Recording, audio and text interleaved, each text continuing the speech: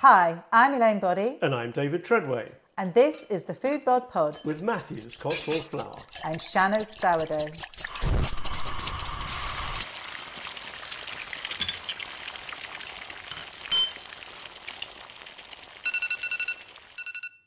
Welcome back. We're in my kitchen, and this time I've let you back in, David. You have, yeah. I haven't seen you actually for quite a while. I've been away in France. You've been doing other things. And, you know, it was a bit different last time to record the previous episode on my own. Yes, yeah. But I also quite enjoyed it, just talking through the things I was cooking. And you sounded so relaxed, and obviously you're at home in your kitchen and you know what's around you, and that really came across. Well, I hope it's inspired some people to maybe open their cupboards or look in their freezers and see what they've got. Yeah.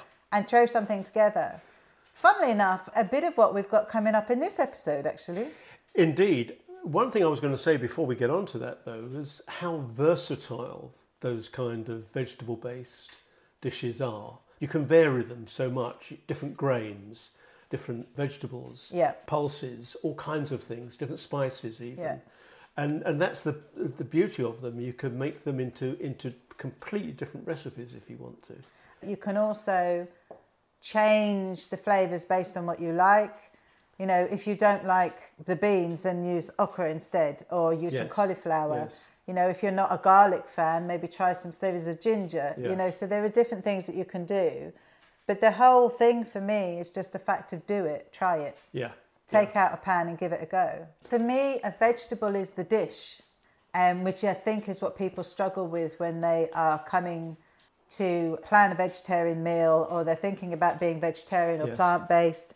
It's that question of, well, how do you plan a meal? Because you don't start with the protein and build it on that. And I think people are a bit scared of that, aren't they? Yes. Because to them, protein is meat.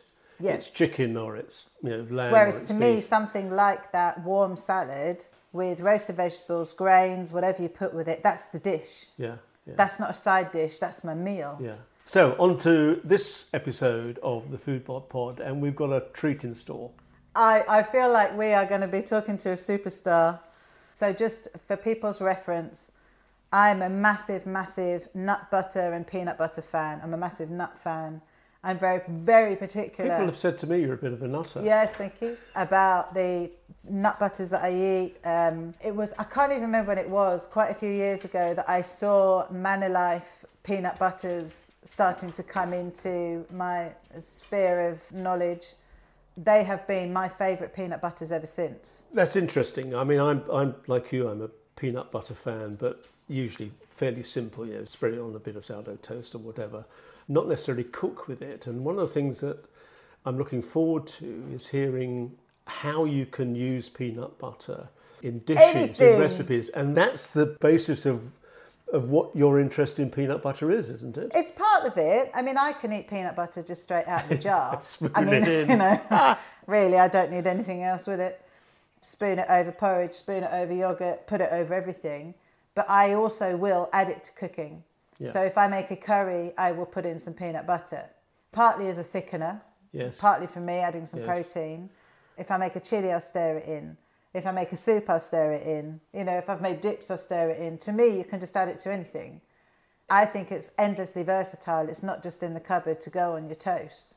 So today, we have the superstar, the man that created Manilife.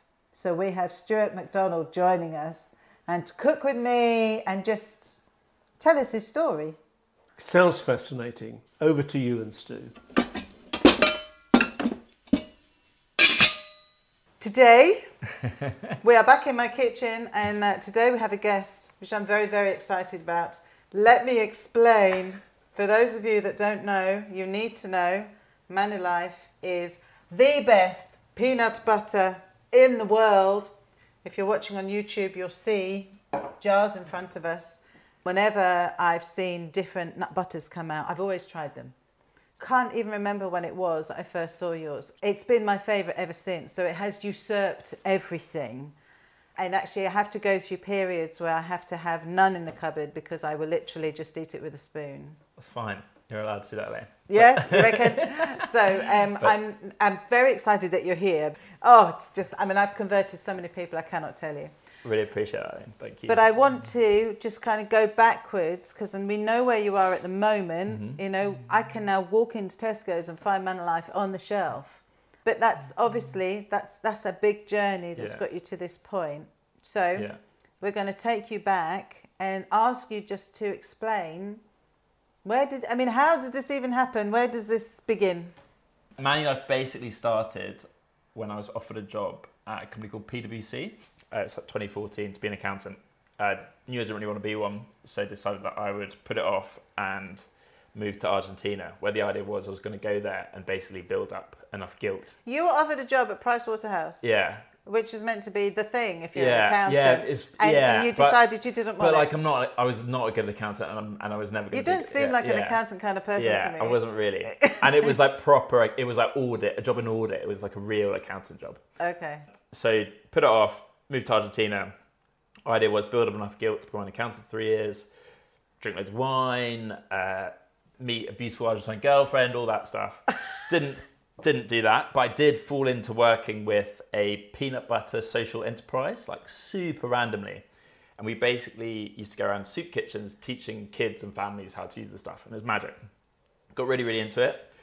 Started experimenting with recipes in my friend's kitchen, and then the kind of big moment was when I tracked down the family that run the peanut estate that we still source from to this day. Met them, like amazing people, loved them, and their product was awesome. And this was kind of early 2015. And at that point, I looked at the market back home and saw that whilst it was growing, no one was talking about peanut butter the same way you spoke about coffee or chocolate or wine. And they're super similar. And in particular, there was no provenance. And obviously I was feeling like properly Argentinian at this point. So because you'd been there. Yeah, it's been like 9 months. So so I came home kind of summer 2015 with the idea of starting Manilife. And Mani means peanut in Argentine, which was going to be the world's first provenance-led peanut butter brand. And it was a complete disaster because the day the first ton of peanuts arrived, our production partner pulled out. So I had a ton of peanuts in my bedroom with no one to make it. So that summer, I rented out my old rugby club kitchen, got together about 45 friends, and we made 4,000 jars of peanut butter, 1 jar at a time. So for me, it was pretty hellish because like I was up all hours of the day, wasn't paying my friends, so I was having to keep them really entertained. And in the back of my mind, I was thinking like, okay, we got to get 500 jars out today or whatever. But it was formative because that summer we transitioned from what was like ultimately going to be like a co-manufactured brand that was provenance-led, which is super copyable and has been copied, into a brand that made the product in a way that no one else does and no one else has done. So you still can't make Manilife in a peanut butter factory because of the kind of foundations we set upon kind of by accident during that summer. And how did you then sell those first jars? Shops, markets. One thing is at the end of that summer, I actually took the job at PwC because we weren't making any money and I wasn't paying anyone anything. When we sold those jars, or began to sell those jars this summer, we started getting loads of phone calls, and then I eventually cracked and went back to full time. I'm imagining you setting up at a farmer's market with your table, that some kind of thing. pots. We had like 10 or 15 shops we got into quite early, and that was just from me kind of peddling the streets. Another thing we had quite early on, which I loved so much, and it was quite a hard decision to stop it, but it was just really time consuming, was we had a group of maybe 30 or 40 people, I think they're called Manilifers, and they were kind of like peanut butter drug dealers. So we'd send them like 4 cases at wholesale prices, and they would sell to their friends and family and people in the networks. We had loads of personal trainers that would sell to their clients. We had a few like quite creative foodie advertising guys that would sell to their office. It was really cool. There wasn't quite enough margin in it to like build that out as the operating model, not like Tupperware parties. Yeah. But I wish there was, because it was really fun. Yeah, I mean, that sounds like a lovely way to work. I think it's just that natural enthusiasm, isn't it? If someone loves something, then that's going to encourage you to want to try it. So the ultimate way to introduce people to a brand is via word of mouth. Always. And that's always, not necessarily like strategically, but it's always been baked into our kind of how we work since those days when it was literally. How do you go from that to where you are now with being in Waitrose, with being in Tesco's? I mean, you must be a bit overwhelmed by the speed of this. what seems to us as yeah, fast. yeah, You've lived it. Yeah. So how do you make that leap? So on the speed thing, I think if you like pause for a second, or if one pauses for a second and sits back, then yeah, it's quite cool. But I think not uncommon amongst people who kind of do what we've done, like tremendously hard on yourself always. So people tell me this all the time, and always I'm just like, you should have been 3 times faster. So that's maybe part of the driving factor. I'm not sure. And then on how we've got here, it's so funny because when you hear people talking about like their growth journeys, they so often impose this like strategy with hindsight, and in reality, it wasn't very strategic at all. It was just like pure opportunism, and we just kept going and going and going. But there are a few step change moments, I guess. Step change moment number 1 was in late 2017. We were selling, I was saying, 10 tons a month, and a company called Gusto, who are really well known now, that one known then, called us up. We were just 2 people, and they asked for 9,000 mini pots in 9 days. In 8 days, we took us a day to decide. We got 14 people together, one of whom is now my wife.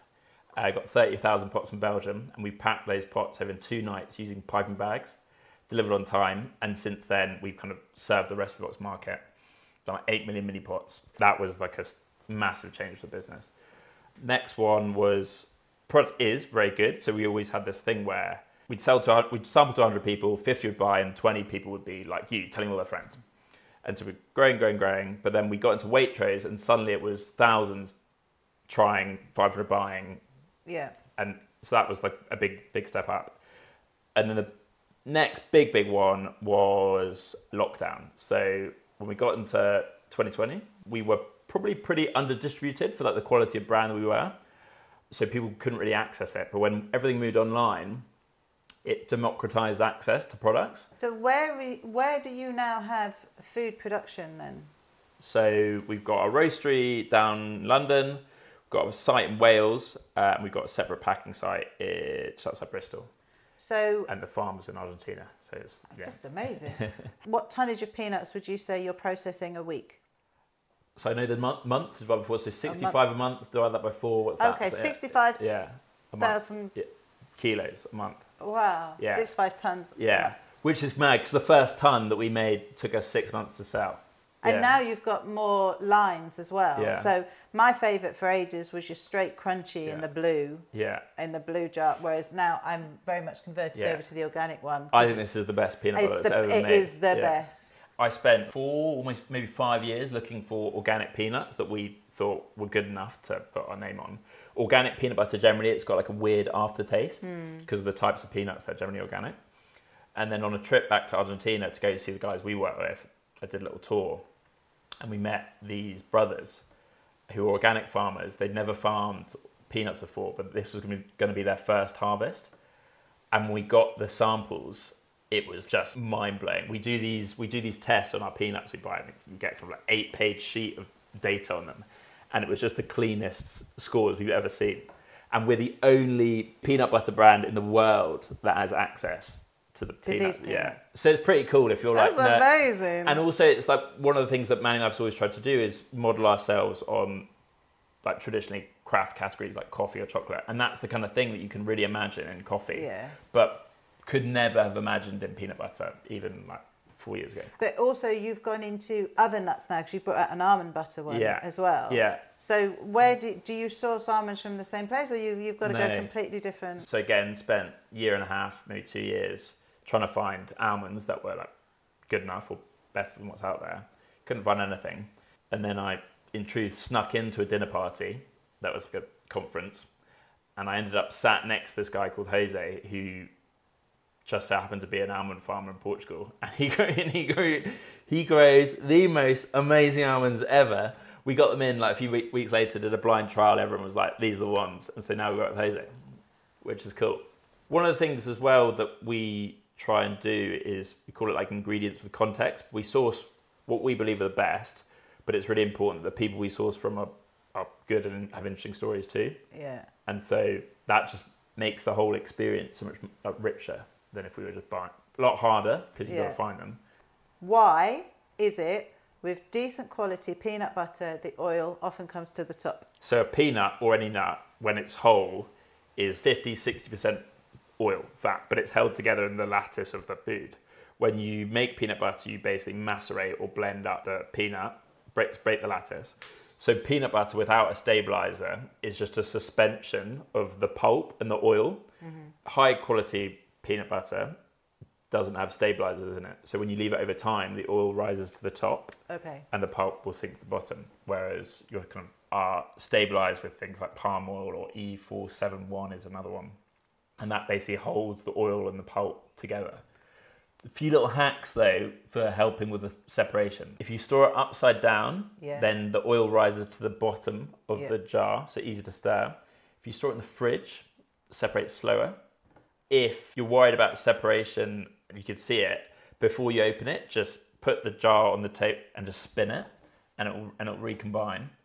And then use a knife, not a spoon. Yeah, I always use a knife. Yeah, because it's easier. So, everybody listening, if your peanut butter or your nut butter has got a layer of oil over the top, it's a good sign. Yeah, exactly. It's not because it's out of date or it's poor quality, it's a good thing. One of the recipes that I put together was some bread with your cocoa peanut butter and some chili flakes in it. So I've made that dough and we're going to bake them as some rolls today. Sick. Typically with sourdough, you need to leave it for a decent amount of time before you cut into it. With rolls, you can eat them straight off. So I thought we'd make some rolls and you can have a try. But we're also going to make a veggie chilli, a bean chilli. So that we can put the peanut butter into something else. I was going to go down a curry route as well, but we'll just make them for now. Because something else that I would typically do if I was making vegetarian curry, I will put a dollop of Marmite in and peanut butter. Yeah, same. So good, yeah. Excellent. They connect well, those two. For the flavours. But as well for me, as a vegetarian, it's protein. Yeah. So it's protein, but it's also like a sauce thickener. Yeah, exactly. So when I make my kids' porridge, because I'm not a measurer, I'll sometimes add too much water.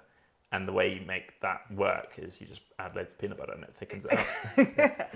On that though, so if you cook a lot of curry and you're like me, occasionally your hand will slip and you'll have way too much chili. A way to like mellow the spice, and it only works with deep roast, but if you add a tablespoon of deep roast, it just like kills the spice. You start again. You need to have that as a Google search. Yeah. Because how many people, if you put up a Google search, if I've added too much chili, how do I reduce it? It is something that will come up as a high search. Yeah. And usually the answer is potato. Peanut butter. So we need a dollop of your deep roast peanut butter. Let's make a note of that. Well, I'll tell you something else. Then, if whenever people say to me, how do I make my sourdough more sour? Okay. If you add peanut butter to the dough, it makes it really sour. Really? Yeah. How? I don't know. I don't know the so science weird. behind it. It's really random. That's so weird. I know. You don't necessarily taste the peanut butter anymore, but you get a really sour loaf.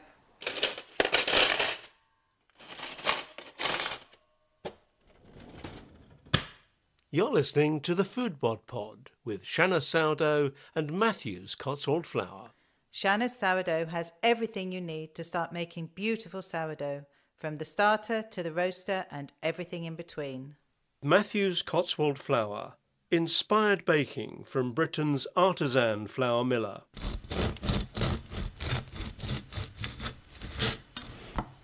Stu, we're going to cook.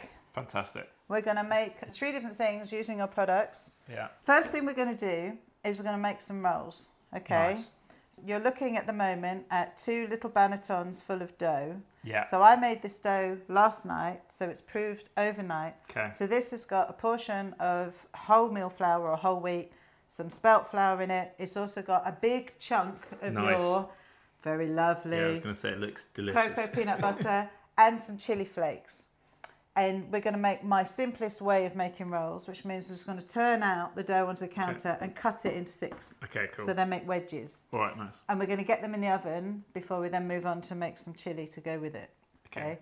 So this is a really simple because there's no shaping that needs to be involved. Can I shape if I want to, or is that not allowed? No, you don't really need to at this point because also the dough's cold, so you won't be able to do anything with it. Fine. Resist the natural temptation. Yeah, I just like to how it do feels. something. There is some dough that you're going to be able to play with that you can manipulate a bit more. Perfect. All right. Okay? As long as there's dough that I can play with at some point, I'm happy. Yeah, you can get your fingers in something at some point. So it's really simple. I'll turn the first one out Yeah. so that you can see. Yeah. Just going to sprinkle some flour on the surface so it doesn't stick. And all we're doing is just turning it out. Oh, wow. That looks so cool. So what we've got is just basically a solid dome of dough. Because it's been in the fridge, it has therefore done a bit of extra proving, but it's firmed it up. So by using wholemeal flour, it makes it a firmer dough anyway, even though I've offset some with some spelt flour. Okay. But by putting the peanut butter in is where you're giving it also some extra firmness. Okay, interesting. Okay. So peanut butter makes it firmer. Yes. Interesting. I would have thought it would make it more gooey. Not at all. You just added oil on its own to a dough, then it's going to make it looser. But when you put peanut butter, it makes it a lot firmer. Class. Yeah. So peanut butter is like the ultimate baker's ingredient. Oh, I mean, peanut butter is just everything, really. So what I've got in front of me is what we call a dough knife. It's just a stainless steel. And what I want you to do with that is cut it into 6 equal segments. So we're going to go across the middle and then into 6. So going straight down the middle. Okay. Look at that. We were going to go into 6, but we're now going to go into 4. We'll go 8. Okay, well. Oh, wait, no, you're right. You're right. Yeah, that case is 6. What's 6? You like that? Go for it. Do it. Would that be 6? Whatever you like. I like big rolls, but you can do 6 if you want. They come out a fair enough size, I promise. Yeah. Perfect. There you go. Perfect. Yeah. Okay. Yeah, I almost went for 8. That would have been a disaster.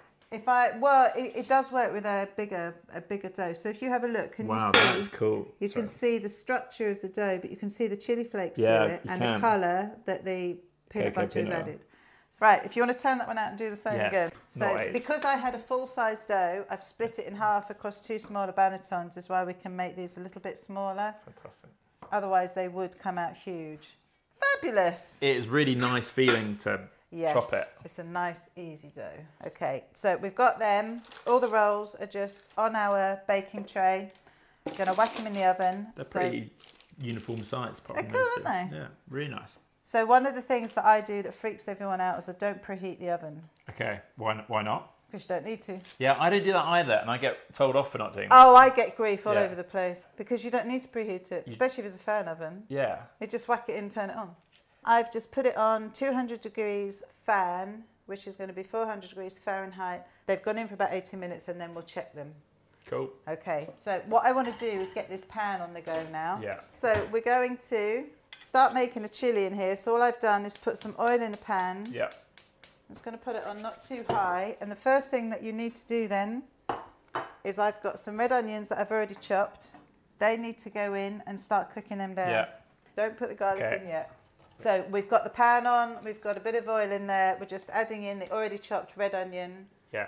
So just get it moved around a bit in the oil and then we're going to leave it just to cook for a decent amount. Splatter cover because this is me in my kitchen and as we all know I'm very particular. Once it's cooked through sufficiently, we'll add the garlic so it doesn't burn. We're going to add some Cajun spice to it. Yeah. Some tinned tomatoes, some beans. Nice. And then you can choose if you want to go with your deep roast crunchy. Yeah, I reckon.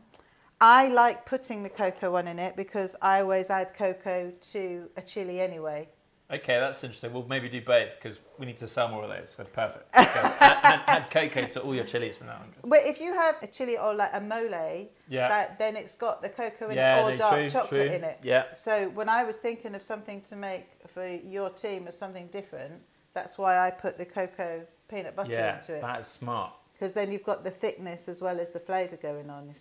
Turn it down a bit, put the garlic in. So we've got the onions have just been cooked briefly. I've already minced the garlic, there's quite a lot. So we're going to let that cook briefly. Whilst that's cooking, if you want to whack in, I would say a good couple of teaspoonfuls, if not more, of Cajun spice. You got nervous, I was about to free pour. There we go. So we've got 3 teaspoonfuls of Cajun spice. Yeah. That's one that I've made myself, or you can use. Oh wow, you made Cajun spice yourself? How did you do that? I make lots of spice mixes. So just going to move it around briefly. God, that smells really good actually. But not going to leave it in the pan on its own for too long so we don't want to burn the spices. Yeah. Wow, that smells unreal. A can of chopped tomatoes going in.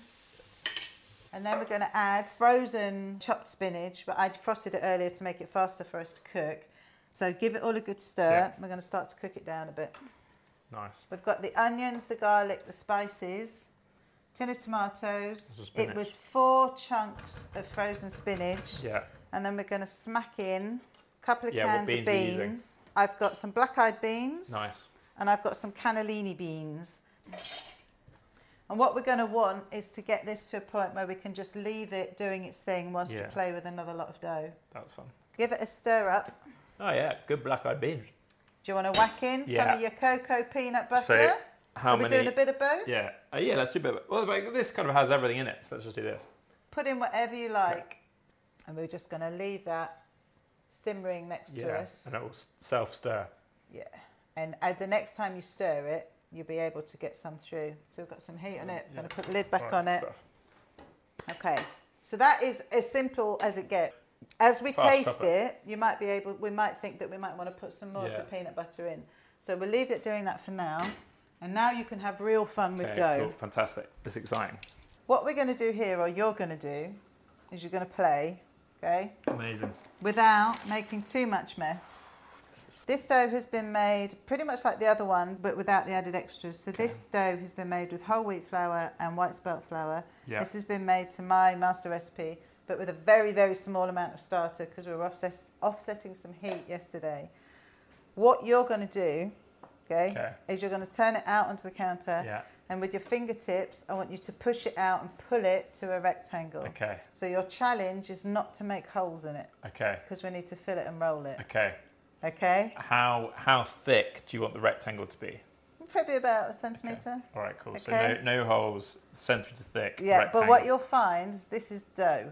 Okay. So it's going to bounce back. Okay. Okay. So you need to push from the middle as much as pull. Yeah.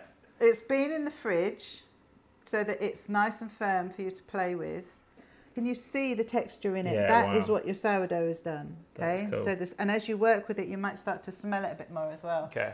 All right. So we just want a nice square rectangle, just no holes is the key thing. Okay. Is my technique good? No. It's okay. You can also, push from the middle to push it out a bit if you need to. Yeah.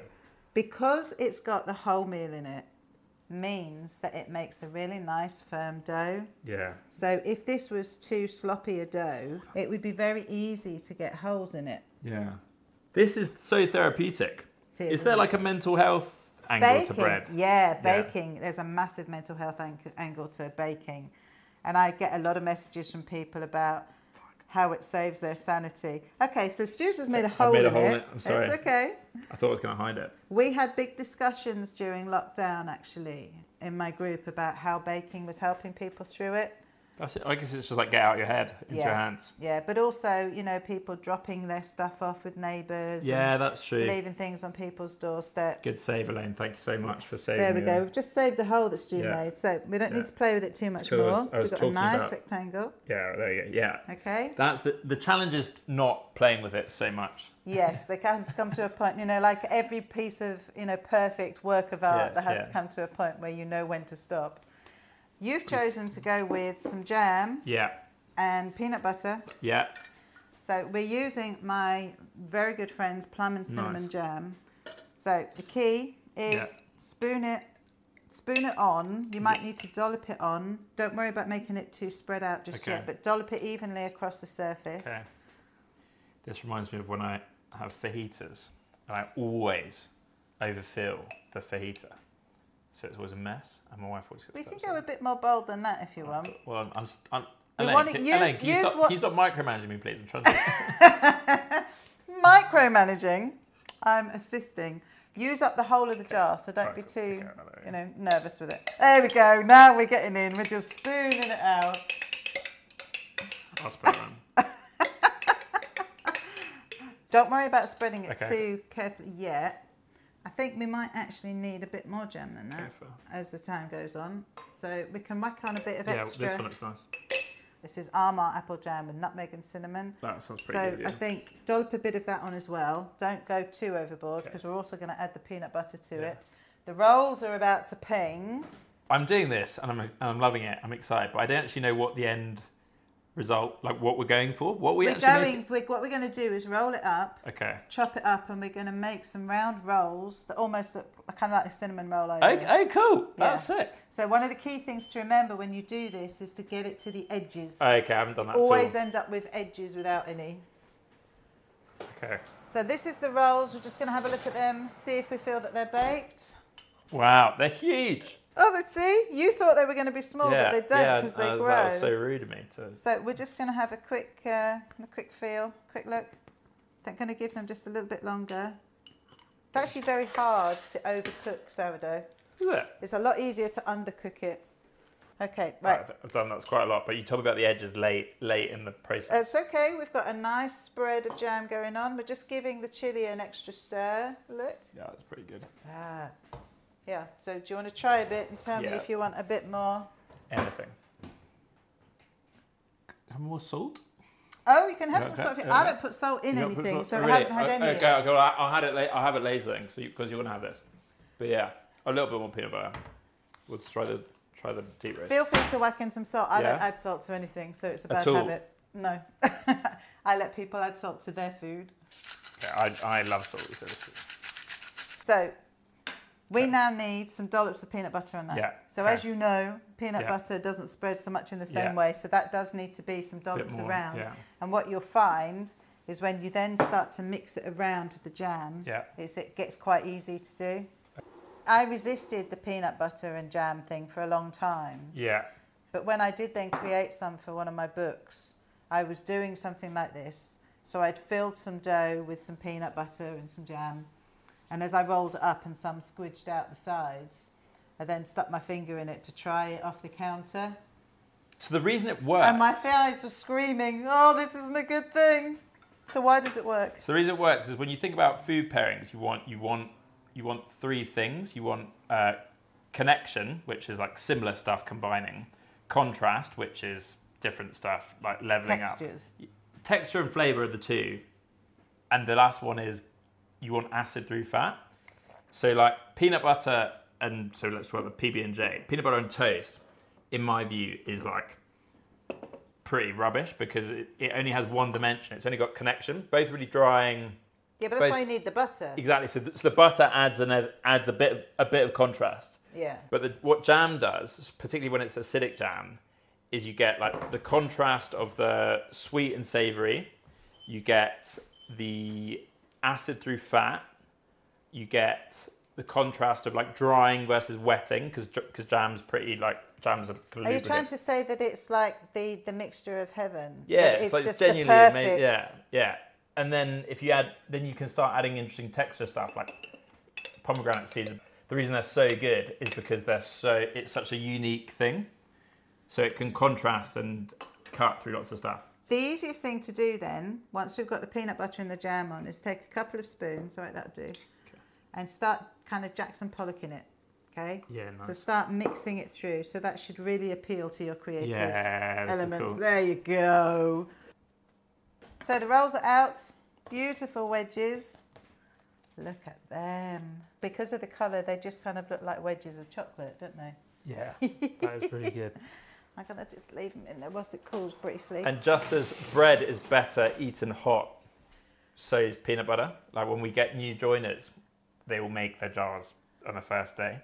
And often it's the first time they've tried peanut butter hot out of the blender. Oh, and it's another level, yeah. It's one of those perfectly mouth-sticking things. Yeah. Did you want to be adding chili flakes to this? Yeah. Yeah, across the whole thing? I think so, yeah. Unless you want half and day like chili flakes. That's just fine. So what we've got is Aleppo chili flakes. Nice. So they're not too mega strong, but if you want to sprinkle some of them across. Yeah, I heard you talking about Aleppo chili flakes on one of your episodes. Yeah, they're the things that I like to use. You can control the heat. Quite good colour as well. Yeah, they're really beautiful. Nice. So they're called Aleppo chili flakes because they're from Aleppo? Yes. Okay. Otherwise, they're Paul Bieber is another name for them. Okay? Are you happy with that? So we've got the dough with peanut butter on it, the jam on it, the chili flakes, and now you have to roll it. Okay. So this is where the fun comes in. So we're just going to spread it. Yeah, got to get the edges. I feel I was informed of the edge factor. It's like late in the process. But it's going to squidge anyway. Okay, so okay, that's good. This is like rolling a Swiss roll. Okay, I've never done that before. But okay, so we need to start from the long edge, the edge in front of you, and you tend to need to kind of fold across initially, so that you can, and then you need to roll as you go, but you need to do it without squidging the stuff everywhere. Yeah, this is gonna be tough. This reminds me of rolling sleeping bags as a young boy, and I was never. You almost need to kind of lift and roll a bit with some of it because there's a lot of filling. Just try and tighten it up a little bit. Yeah, okay. What you have to think is it's going to go and we're going to be able to sit snug. So it needs to be chopped up. Okay. And then I'll start putting it in the pot. And are we doing one layer? One layer. Okay. Okay. So it can't be chopped that thin then? No, which is why we want about 1.5 inches maybe. So this has now gotten really mega sloppy. So what we're doing is placing them cut side down into the pan with me just trying to save the shape a little bit. It's fine. There will still be pull apart rolls. Elaine, this is a team effort. I feel like they're getting a bit thick now. What, too thick, really? Okay. You're getting, so just... Let's make it thinner. Yeah. All right, cool. Yeah. So typically what we would do with this is it would go and sit in the pan in the fridge and prove again, but we're going to just bake it straight off, which also works. So we've got they're almost like a little bouquet of roses. Look at that. That's a good one as well, yeah. Look at that. So just so I'm clear, like best in class Swiss roll of course. would be how many Best inches ever. thinner than what we have here? These are fine. Okay. It's only because we've been talking and the dough's gotten a bit soft, so it's a bit sloppier. Oh, so if you go faster, then the dough stays... Ah, okay, fair. So we've got them all sitting in there, so they're nice and snug. Yeah, well, that's good. Okay. What does David think of them? David? Yeah, David gives it a thumbs up. So I'm going to put the lid on and we're going to stick them in the oven. That was well good jam, by the way. It's that was good, amazing. isn't it? I've now got the pan, got the lid on, going to put it straight in the oven. Like I said, in the past, or another time, you could have been putting that back into the fridge to prove again. On this occasion, we are just going to whack it straight in and see what it does. Okay, I've left it on 200 degrees centigrade or 400 Fahrenheit. I've put it in for about half an hour and we're going to see how they turn out. Okay, just going to give our chilli a little stir. See what the peanut butter does. Yeah. Is it's thickened it up. That does look really nice, actually. It's smelling really good. So this is really, we're just talking here about kitchen staples. Yeah. You've got tins of tomatoes, tins of beans, we've got frozen spinach. So this is the kind of thing that you could very easily look in the cupboard, see what can I throw together. And super cheap as well. Oh, yeah. But also something like that, I mean, I could make a batch of that and I'd be eating it across 4 days, which I'm happy to do. Yeah. So you also can have lots of leftovers as well. Mm. Right. There you go. I'm going to clean down. If you want to take a little break. I'll step away from the carnage. Did you have fun? It was great, yeah.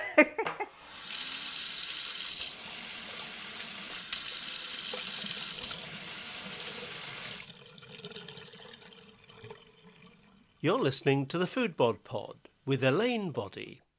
Shanna's sourdough for all of your Foodbod sourdough baking essentials. Any of the equipment that I use in my recipes you can find at Shanna's sourdough. Matthew's Churchill strong white bread flour is an extra strong, high protein bread flour, an ideal flour for sourdough bakers. Matthew's Cotswold flour. We're going to try some food, Stu. Perfect, fantastic. I'm actually starving, which is great. Okay, so this is unlike me to have such small bowls because normally I eat in huge bowls, so feel free to have seconds. It's all right. We're going to try the chilli. You've got rolls in front of you. Feel free to dig in. Fantastic. We're going to see how these things taste. Wow, this bread is amazing. Really good. So that is the dough that had got wholemeal flour, white spelt. It's got your cocoa peanut butter in it. A little hint of cocoa, yeah. And it's got some bits of chili flakes in it. That is amazing. It's such a good texture. We've got some of the chili. So we've got a bowl going for David as well, not for him to be left out. I'm going to try this sweet chili Philadelphia thing as well. Yeah, we've got some sweet chili Philadelphia here, which is cream cheese with some sweet chili in it, which I think would be really nice. Yeah. I've stirred through it a bit, definitely on one of the rolls. Yeah. David, let me give you a roll. Now, how is that? I mean, that is just a bowl and a half, isn't it? Mm. The cream cheese is a good addition as well. Translated, that was the cream cheese is a good addition. So what we've got here then is, I'll write them up, but we've got a bean chili, which has got some crunchy peanut butter in it, some deep roast. It's got some cocoa peanut butter in it. We've got the rolls. We've got, oh wow, I've just got a hit from the roll. That's the chili in the roll's nice. The rolls have got the cocoa peanut butter in it, but you can play around. And then we've got the rolls in the oven, which will come out in a bit, which have got more crunchy peanut butter in. Oh. Oh yeah, this is really good. Elaine, amazing. Let's see what happens to your rolls. Okay. So you know those rolls that went in, know, into the pan, all a bit squidgy. Yeah. Yeah. And we've baked them, and now look. I mean, that looks not bad, I'd say. Look at that! It is literally a bouquet. It's like a cake of rolls. Yeah, that actually looks quite nice. Were they supposed to have been not sticking together? No, the whole intention is that it's a bit like a share and tear. That is so cool. So it becomes I was a bit worried about them. Like a bit of a cinnamon roll thing. It's like roses, big roses. Yeah. So what we're going to do is just lift the whole thing out with the paper. And here we are. Here is our rolls filled with we used the deep roast, didn't we? Deep roast crunchy peanut butter. And loads of jam. And Tracy's beautiful jam and a bit of chili flakes. So I'm trying to find what's a good way to pull one off for you to try. It looks like it might be a bit hot. Yeah, they are going to be. Okay. So look at that. So what you can see is the layers and rolls. Oh, I want you to try it, but I don't want you to burn your mouth on the I've made blow on the jam. Yeah, really good. You've got nice crunchiness. Yeah. But the oils often give you an extra crunch on the bread. Yeah. It's cool because it's kind of crunchy, but it's like a dull crunch, which I quite like. That is banging.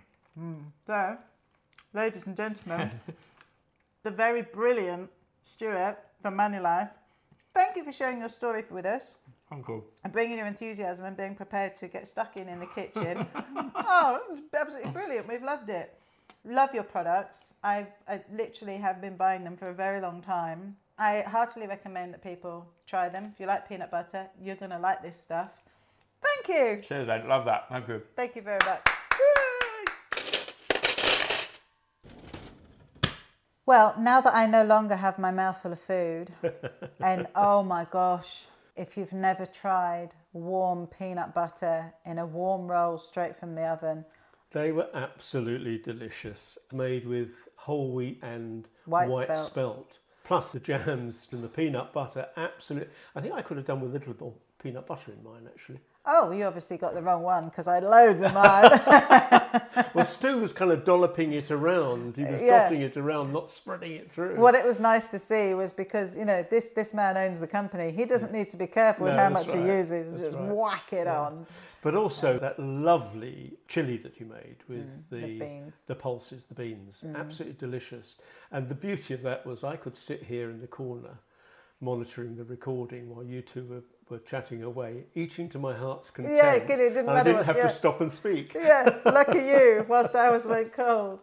But it's what you said at the top of the episode about using peanut butter in different ways. And this is the reason, Manilife have brought out a cookbook, the Peanut Butter Cookbook Manilife, which is something that you can find on their website, on Amazon, from Penguin. All good bookshops will also stock it, I'm sure. The point being that there is so much you can do with peanut butter. Yeah. And if you're going to buy good quality, decent peanut butter, find different ways that you can use it.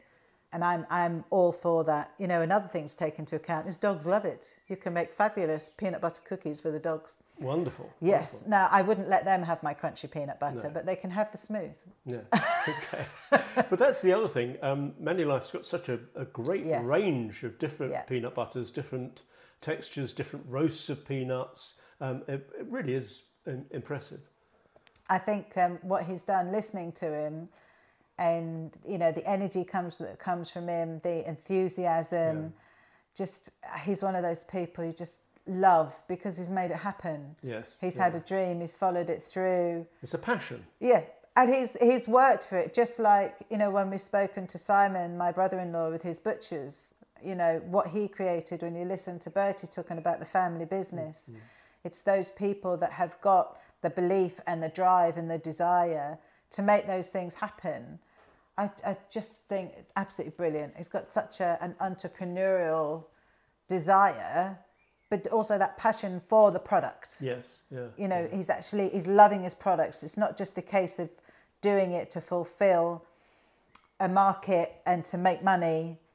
there's a desire and an enjoyment and a love for what he's doing and for having a decent product, which I just think is brilliant. It's his life, and that comes across. Yeah. A really nice guy as well. And we didn't mention the peanut butter wedge rolls. Oh, yes. They were terrific. When you cut into the dough and you cut it into those wedges to bake it, it's almost like you're cutting into cheese. Yes. You know, because it holds its shape. I think Stu said, actually, it's almost like cake. Yes. Really, really lovely. It's somewhere between cake and bread. Yeah, because you've got all of the oils from the peanut butter is what's giving it that softness and that different. So you've still got some sour edge from the wholemeal flour and from the starter, but you haven't got, you know, it's got a very different texture. It's not wholly. Yes. Yeah, it's definitely closer, but it's soft.